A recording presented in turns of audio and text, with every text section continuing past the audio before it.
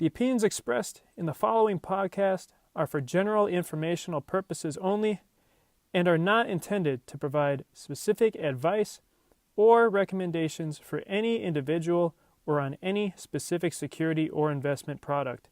It is only intended to provide education and entertainment about the financial industry and the stock market. Enjoy. On this episode of Pennies Going In Raw, we touch on some popular sectors right now, some news in the OTC market, and much more. Hey, yo, check 1, 2. This is Flavor Flav in the building for the Atlas crew. Atlas Trading, what the fuck is up? There are traders, there are prodigies, and then there's legends. We're up 4%, baby. No way. 4 fucking percent. Buy the fucking dip. Hey, who told me about IDEX? Like, dude, what the fuck? Like, someone just made, like, a lot more money than me on my trade. You find out life's this game of pennies. Did you check the portfolio? Pennies. The margin for error is so small. I bet Warren Buffett never did that. And they out there making money right now off of penny stocks. Them two guys is putting in work to make y'all rich. The pennies we need are everywhere around us. Time to think big. Pennies Going In Raw. Featuring Dan, Deity at Dukes, and Hugh Honey. Produced by Vinny Strokes, baby. Today's episode of Pennies Going In Raw is brought to you by Benzinga. Benzinga is our absolute favorite resource to use to trade with. We use it for charts and news and scanners. Look, guys, we use it for everything except for buying and selling stocks. I mean, that's all there is to it. And if you're not using Benzinga Pro, which you can get for 2 weeks free at pro.benzinga.com, that's pro.benzinga.com. You should at least be checking out their YouTube channel every single day, youtube.com/Benzinga. They have Hot Stocks Lukes and a just plethora of fantastic guests, from me and Hugh to Mia Khalifa to Ripster to CEOs of companies to CEOs of Weeble. They have it all, guys. Make sure you check it out. That's youtube.com/Benzinga. Welcome back to another episode of Pennies Going In Raw. Today is Wednesday, June the 23rd, and we're seeing sectors run. We're seeing the market hot. You know, we go from EVs one day to weed the next day, and you're finally seeing a lot of these sympathy plays work. You can catch sympathy options like Manziel was talking about. And but yeah, I mean, you're just seeing these wins all over the place, and it's definitely, it's good to see. Yeah. No, it's awesome to see all around. You know, you have Clove. The volume just is back in the market, which is which is great, because for, what was it, like 6 weeks? It was just gone. So it's really cool to see. I love it. Yeah, no doubt. I mean, what have you been playing a lot mainly? I've even been finding myself, like, after talking to Manziel and getting that options, like, you know, have your sympathies and find the ones on their dip. I've been trying to do that, and I've had some relative success with that. How have you kind of been playing in this market? Yeah, I mean, I've been going heavy on swings. That's pretty much what it's been. Most of my account is in like 4, 5, 6 swings at a time, and then I've just been managing them on, you know, like when price targets come out and it rips, I'll sell some. On dips, you know, I'm adding things like that. That's pretty much how I'm doing it. Yeah, it's back to almost a swingers market. And although you mentioned that you were selling the rest of your TRCH around 6 or something, it hit what, 11? Yeah, I think it almost hit 12 actually. I mean, it basically doubled from where I sold it, and I was still up 300%. I was up like 340%, and it still doubled from there. Like that is that. If you have an average of around 2 and you sold at 11, I mean, that's a sick trade. Yeah, so I guess a lot of people, you know, a lot of people saw you say you were selling the rest of your TRCH shares. I expressed how I was not pleased with your decision to do that. However, I remember that. Yeah. Yeah, we talked about this in New Jersey this weekend. But yeah, could you kind of go over your thought process about why you mentioned you were selling it, and then it proceeded to go up another 100%. Did you feel like that was stupid in hindsight? No, God, no. In fact, listen. I made my decision. I was up 300%, and it was up. It was a call that was up 300%, 400% from the initial call. We never talk about sells. The only time that I talk about sells is one when I feel that I can't create volume that will bring it down. So, for instance, this thing was doing like 200 times the normal volume. So I knew that even if every single one of my followers had 10,000 shares, it wouldn't even make a difference based on the average volume during that time. And so that was one of my reasons I said my sales. The other reason is when I genuinely had that kind of like icky feeling. And that's the kind of feeling that I got when I went over my risk to reward for TRCH. And that's the only time that I really do it, when I feel like there's so much hype and everybody's on the long side. And there's no way that you didn't make money. It gave tons of opportunities. So if I feel that my volume won't affect the downward motion of the stock, and get that kind of like hunch of like, hey, this just doesn't feel right, and I almost want to give like a warning, if that makes sense, and I mean, it did go up another 100%, but we see exactly what's happening. They're creating, I mean, it created liquidity, and they just sold paper into the shareholders. They gave a date. It was all pretty much coerced. They gave a date for the ex-dividend date, and they dropped 250 million onto retail. So all in all, I feel good about where my sells were. The thesis was correct. The timing was off by 100%. But all in all, the icky feeling that I got was still right. Okay, understandable. So another thing, it just came out today, and we're not going to go too deep into it because we know just as much as everyone else. But just last episode, we had on Laid Back and Wolf of Wheat Street, and they both expressed there's scumminess. There's always going to be scumminess in OTCs and even in options. How they mentioned, but today in the OTC market, one company even just came out after like massive drops that they're having a lawsuit against someone who promoted the stock a lot. They looked like they were hand in hand, and it just turns out wasn't the case.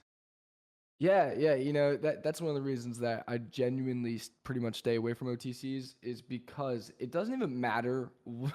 Sometimes it doesn't even need to be like a specific thing that goes wrong with OTCs. It's just so many screwed up things that don't happen on the NASDAQ. I don't know. Like, I genuinely thought that there was something going on behind the scenes together, but now you have the CEO suing the biggest cheerleader. And I don't know. I did briefly read it, and it'll be really interesting to see how this pans out, if they have a case or not. I've never really seen somewhere where I think they're claiming that shareholders were given information, and they screamed it from the top of the mountains, which, Like, yeah, they shouldn't have mentioned something, and then they ended up electronically communicating that pretty vigorously from what it says. But my question is that if he was, I guess if they signed an NDA, then 100% in the wrong. But if not, then didn't you just give them insider information, and they gave that insider information out? So isn't the company liable too? I don't know. It'll be really interesting, but I think that's like kind of like the two paths. If you made them sign an NDA and they communicated electronically, then yes, 100% in the wrong. If you didn't sign an NDA and you just gave them insider information, then It's like you're then the tattling company- on yourself. Yeah. Yeah, I don't know. I'll be really interested to see how this plays out. But I think like with this whole thing is mainly just there's a lot to unravel. A lot seemed weird from the start. And I guess we'll see how it plays out. But this isn't what FinTwit is really about. So it sucks that it gets this bad look when something like this happens. All right, well, now going on to sectors. We've been talking about it already. I mean, the sectors have been heating up. You see weed, EVs, you see bios, and it seems like it goes day by day, like what's going to happen. I remember, a few weeks ago you mentioned how bios were going to heat up. Are you kind of seeing that now? Yeah, so we pretty much saw a lot of bios heat up, and part of that goes to the overall thesis that we talked about, which was that we saw this rotation back into growth. So the typical may go away for growth. We actually, or our thesis was that it was actually going to be volume coming into it. And part of that is that when volume comes out of growth, there's let's call it like speculation growth. The first thing that gets hit are bios, and the same exact thing when volume goes in, the first thing that goes is bios because they're usually hit the hardest. So that's why I think that, so we saw bios. Now I think we're making this rotation into EVs and into, really weed, especially as more headlines come out.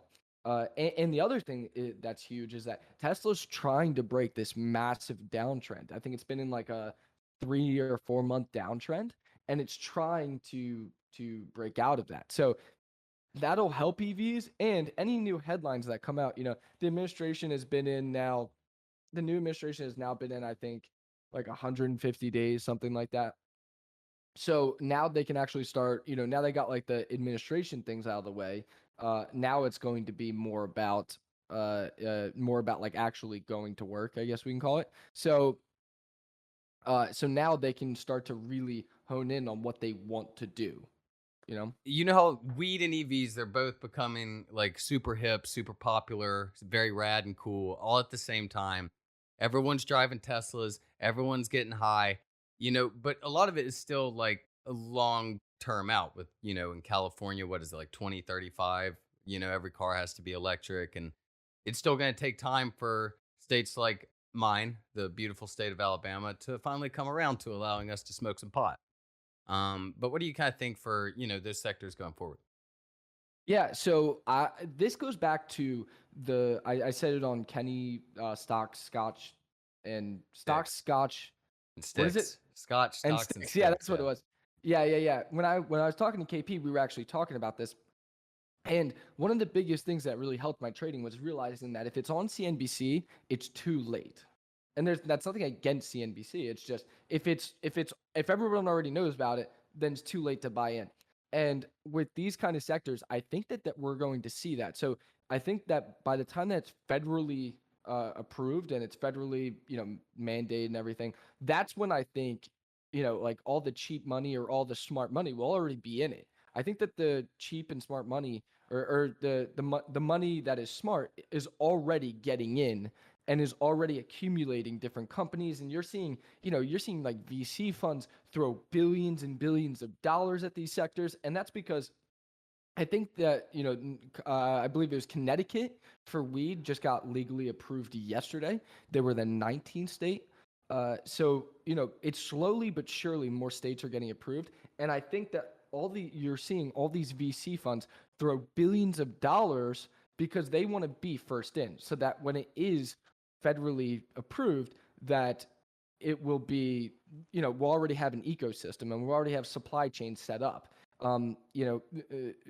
Big VC funds are not going to wait until the feds allow it and then start working on it. They know it's coming, so they're already getting in. So I think that the typical investor is going to wait till it's federally approved. And I'm talking about everything. I'm talking about, EVs. I think that everyone's waiting for like, 2030 to really start to like look at stocks for real, or, companies that are EV heavy, besides Tesla, obviously.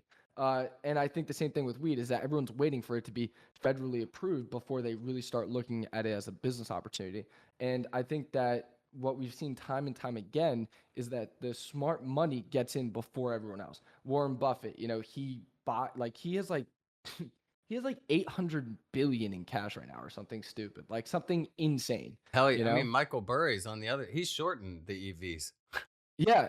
And I think he covered his short on Tesla but I think that I think he's short the market. I think right now, or is he short both? I just remember him being vocal about being short Tesla. I didn't know whether or not if he covered it or not. I did the math, and I think he made like 500 million, around 500 million from his Tesla short. Isn't that insane? Yeah, it's like 4 billion too short to make short of making another movie about it though. So not enough. Yeah, but so I think all the smart money is moving in now, and that by the time that weed is federally approved, that we are going to that's going to be already too late for investors because all of the good deals are kind of getting scooped up now. Yeah. I think another thing, totally forgot. Usually we talk about this at the beginning. We're a little scatterbrained today. Bitcoin, went under 30, I believe, a couple days ago. Bounced back a little bit, but yeah, man. I tweeted this out, but if this keeps up, the next crypto conference is going to be in Alabama, not Miami. You know, and not the nice parts. It's gonna be in like Mobile. You know. Yeah. Do most of the big Bitcoin guys on Twitter are they just holding, or do they trade around the core like the one Big guest that we sheds? had on? No, Yeah, yeah, no, yeah, I yeah. think most of them hold. I mean, you see it. It just I don't know about the ones on Twitter. Maybe they do trade around it, but the way a lot of them Like talk, Pump. the way a lot Pomp, dude, that he seems like a hodler, you know? Yeah, yeah, that's what I was gonna say. Like I actually, he's one of the only Bitcoin guys that I genuinely like follow. Well, not like I don't really follow him, but I do follow him. Yes, tweets And pop up on my fucking timeline all the damn time. I do not follow his ass. all the damn. Yeah, and so yesterday or 2 days ago, he said something like, "Stop telling young people to day trade." And I've never interacted with him, but that was something where I was like walking home, having a great day, and I was like, no, no, no, no, no. Like I can't just let this go. This is a guy that's talking about a cryptocurrency, 24/7, saying that it's going to take over the world, and you're going to tell young people not to day trade. I don't know. So that was the first time that I replied to one of his tweets, but then it got me thinking, like, do these people genuinely hold? Like, did this guy see his net worth Cut like in half, yeah. get cut? But I Yeah, mean, get like, cut I in half, but imagine then their net worths are so ridiculously high because their averages are probably like $17.81 or some shit. like get 10,000 coins or Yeah, like something. I Yeah, think they're all yeah, right. yeah. But like, so then what do they do? Like, When is they it every need time that money, you yeah. need Do you money, you just sell one? maybe But they? then I don't. That's a good question. You know Yeah, what I mean? Okay. If you guys know any big Bitcoin guys, like we're talking nerds, like like any, virgin, like yeah, real like what do you have to have? virgins. Like 10 million? Yeah, like yeah, they have to have substantial amount of And it Bitcoin. like If we want someone that's been holding it since it was triple digits or less, and this is the only money they need because they're loaded. How do they handle it? But I mean, if you had it at 50 and you bought 2,000 and you have 2,000 at yeah. 30,000, that's what like we tried to do math on the show before. But it's like $60 million. Like you could just sell a little bit of Bitcoin every time you need. Oh, dude, that's 120 million. Yeah, it's a fuck ton. That's a So you just holy sell a hell, little bit dude. of That's Bitcoin every time you need. Like, who cares? And so when it was at 60, he had a $250 million. oh my goodness. That's insane. Yeah. That's insane. Yeah, so seriously, if you guys know, or hell, we'll have you on the show.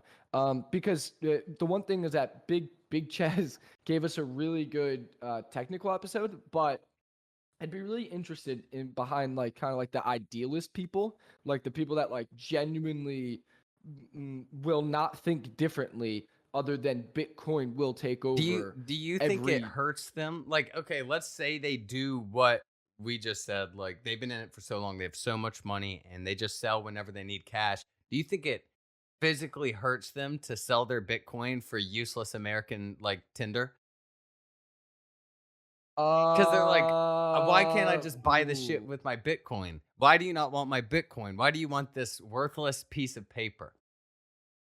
Yeah, I could see the Bitcoin community is a lot like yeah, I mean it yeah, I mean the Bitcoin community definitely seems like a real clan. I think And cult so is I the could word see you're like looking for. I don't know if yeah, clan that's is what the I most was trying to think of the acceptable cult. term. These And what I was thinking was that I could definitely see them. I could definitely see a few of them that I'm thinking off the top of the head that like I've heard of. I could see a few of them getting in like a fight at like a Walmart because they don't accept Bitcoin. Like what do you yeah, like mean? Like you want yeah, USD? no, I've actually watched this video where this guy's going around and he's like, I'll offer you, and this was whenever it was like $7,000. So I mean, looking back, it would have been a decent idea. But he was like, I'll give you $5 in cash, a $10 Visa gift card, or $15 in Bitcoin. And all of them were like, yeah, I'll just take the cash. I don't think anyone accepted the Bitcoin. But see, okay, and I know people have answered this question. I just don't because it has to be something that you think about. I would assume is that with the fluctuation in Bitcoin, I don't think that alone could make it a tender like a Like a legal currency tender, tender because yeah, you know what I mean, like a legal tender because I mean if you had given me $10 worth, I would have put you it in know, what was UAVS. it, well, if you had given me $10 worth 2 months ago, now it's $5. So how does anything really hold a Imagine value? like walking Wouldn't you want to into a switch to car assets? dealership like with it and it drops like 15%. Yeah. Like how do you how do you handle it? Like it goes, yeah, that'd be a lot. I mean, obviously you'd handle it the same way, but sometimes you'd be like, shit. Couldn't couldn't I have bought Yeah, it? I mean Couldn't that's I the have thing is bought the that car 15 minutes ago? Like, exactly. So I think like there has to be a world where that becomes more stable because you certainly cannot have the fluctuations you have now. I mean, Bitcoin moved 20% this Elon morning. Musk is Is just that what- changing the world's currency by a tweet. Well, yeah, exactly. He's like, oh shoot, I only got 13 Bitcoins in this wallet. Hang on a minute, you know, like Bitcoin to the Boom, moon, yeah. and then now it's 13 Bitcoins are worth substantially more. Yeah, so uh, I think that if this really ever does go somewhere as like a legal tender, I think there has to be some kind of Yeah, stabilization like overall. But I don't know how you do why that are because then we you'd have yeah, to it's like regulate. one thing I was thinking is like why would America use Bitcoin as its one, and I'm gonna get roasted on Twitter for this. Why would like America be like, yeah, Bitcoin will be the next thing? Why not just use SPY? We'll just use one share of SPY, and it fluctuates a good bit, less than Bitcoin, you know. Talking about coins, the other thing did you see Titan Coin? It went from $64 to Yeah, zero. so it had It- that big run, and you know, I even saw about where Mark Cuban, you know, he got in it and he was in the whole crash, and he was, you know, he took the blame. He said it was on me for not doing my homework, but you know, that yeah, things tank in the So what do you think? Like, how do you think of it? How much do you think he had in it? I know that's a loaded question, but the other thing is that do you follow someone like if he says that he's long a stock now, but like if he didn't do his homework on a shit coin, what makes me as like an investor be like, oh yeah, like now I'm gonna follow well, Mark dude, Cuban into his what's public scarier company. than that? You know, Mark Cuban is at least somewhat reliable in a business sense, but Yeah. I think there's so many people that are, and just influencers or just famous people in general, that are realizing they can say something and make their money go up 20%. And, you know, influencers and these famous people discovering low float cryptocurrencies is a dangerous thing, especially for Yeah. all of their young fans. You know, obviously they're probably not opening Coinbase and buying them, but at the same time, some are. I mean, it's the same thing as like with their merch, except they're not getting a t-shirt for $40. They're getting like sold into a pipe dream. Yeah, especially like I saw these scammers were creating different coins on named Addison Ray or something, or like they were like different variations like named after her, and they were bidding the hell out of it. And she didn't even say anything about like she didn't even know that this was a thing, and people were losing like tons of money. And you know it's really funny because even when I started trading, like nobody, I was like the youngest trader that I knew. Like nobody was even investing like maybe your parents had account set up for you or like a 529. Now it's Oh, like, dude, you if know, we drop you dropped hear, this podcast 3 years ago, we'd have like 14 listeners. yeah, we would be Yeah, nerds. no one would care. I mean, Yeah, I guess, I yeah. mean, No, I'm a I'm little really bit of a cool nerd. though. Well, even like Doge, there's like 11-year-olds who one kid bought Doge at like 0001. His parents are like stupid rich, so he threw like 20 grand in or something, and it went to 2.7 million. Okay, and he wrote it all the way down to a million, and like he just doesn't conceptualize like how much money that is. He's like, like what? Dude, I mean, Like it's that's the, it's and the I mean same with those like still those Wall Street crazy. bets. Whenever the option shit, whenever it was all crazy at the beginning, and you can find them on YouTube, like all the stories of the people that turned 20,000 into 200,000, and that 200,000 into 400,000, and then we're gonna, one more day. We're at 650. We're gonna hold these out the money options one more day, and then it's down, and then they just blow it all, and you never hear from them again. And it's like they just see these gains, Yeah. and 3 ginormous wins in a row. I mean, it takes it out of reality for you, I guess. No, it definitely does, and that's what I mean is that like to conceptualize it, and even admittedly for me, like when I have like a big day, I don't really think about it. Like it's more of like it's not like wow, like I just made somebody's salary times. You know what I mean? Like it's more of like a nice. Well, one you thing know?